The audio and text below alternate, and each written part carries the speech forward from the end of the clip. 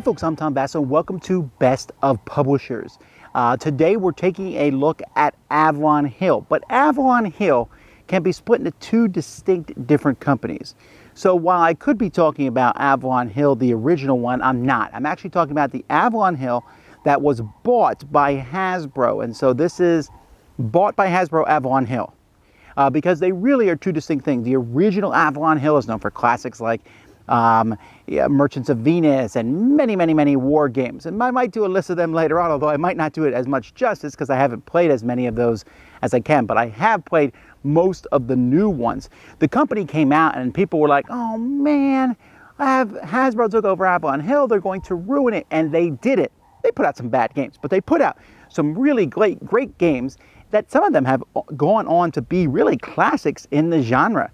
I definitely credit them with the reviving of Axis and Allies. Not only did they produce different theaters for Axis and Allies, they went to specific battles, they made a new version of it, New Year's. There's so many different versions of Axis and Allies, and it's because of them. And there's a few other things which I'll get to. Number 10 for me is Cosmic Encounter.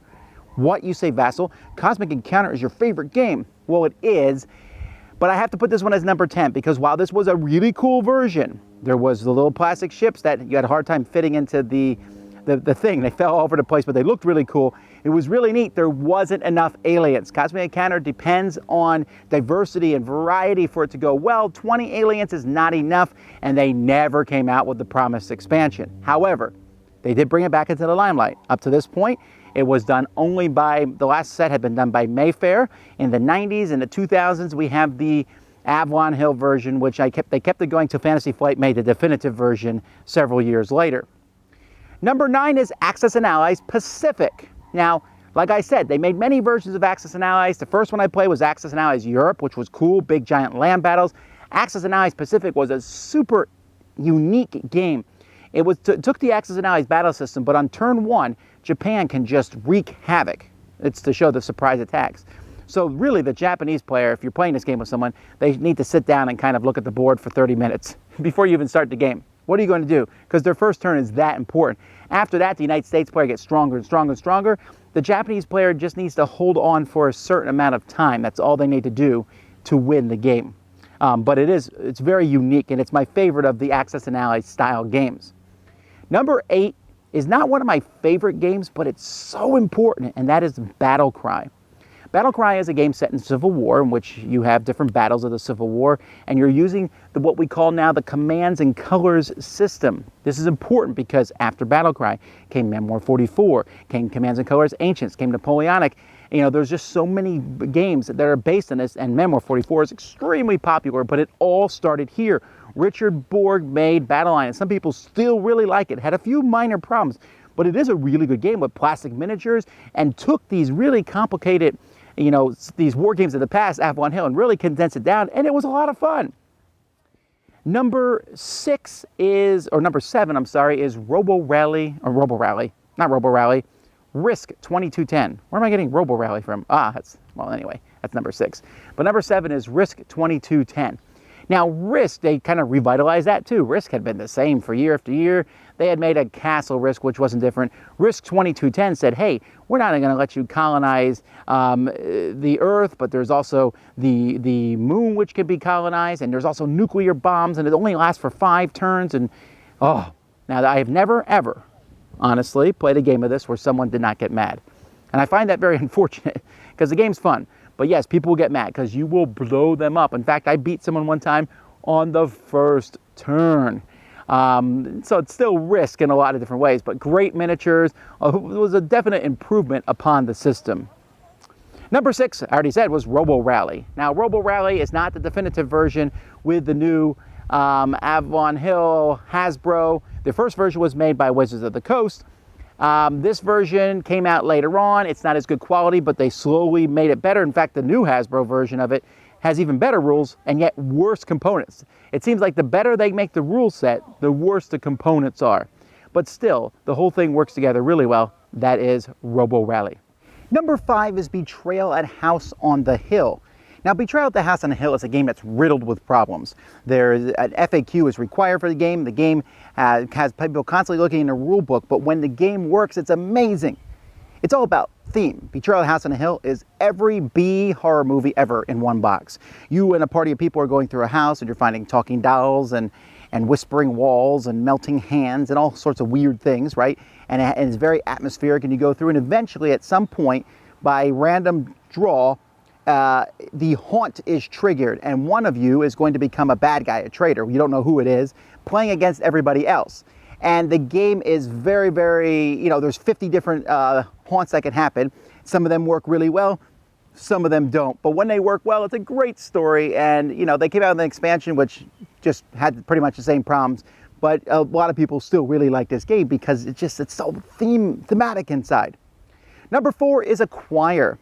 Now, they just recently redid Acquire, but I'm talking about the one that came out in the early 2000s. This Acquire is the best version of Acquire. Great components. Acquire is a game that came out in the 50s, but this one had nice plastic tiles that came out there, big plastic buildings. Acquire is a game of buy low, sell high. It's a very simple stock market game. It's a classic game, been around for the longest of times. This is a really great version of the game. It just looks good, and actually now it's pretty expensive to find because the newer version's okay, but that original version, the original, there's so many versions, but that version of it was really well done. Number 3 is Vegas Showdown. Now, this is an original game that came out, and I remember when it first came out, I first played it, I disliked it. I don't know why, maybe I was having a bad day. I played it some more and found myself really enjoying it. It is an auction-style game where each player is building a casino, and you're getting different tiles, and so you're adding slot machines and sports parlors and restaurants and buffets and all sorts of things. Some increase your money, some increase the number of people who come, some increase your points. You're trying to get the most points. It's really a cool game. It has a neat visual appeal as you watch your casino. The bidding is a very simple, easy one. I'm not a big fan of auction games, but this is one I like a lot. Number 2 is Nexus Ops. This is a great game that a lot of people don't know about. It was actually remade by Fantasy Flight Games a few years ago, but the original version I think I like the best because the original version came out with these translucent pieces that if you play under a black light, they glow. But this was a very basic dudes on a map type game, right? I have these guys, I'm fighting your guys, Risk style.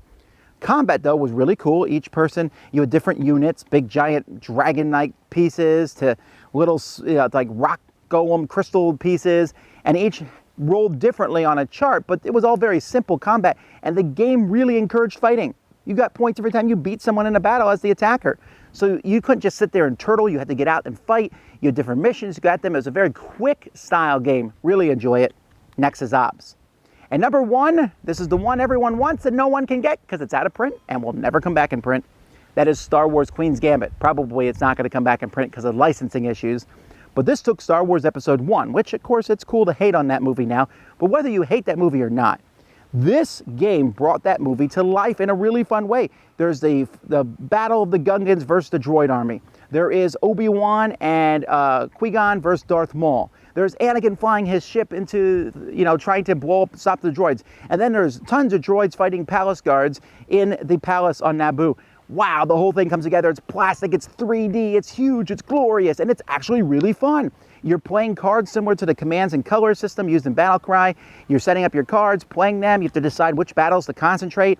The battles actually all influence each other. Whoever wins the lightsaber duel can come in and help in the palace. Whoever wins the on the droid battle gets you more cards in the palace. That's actually how you win the game. If Anakin gets through, he can shut down all the droids.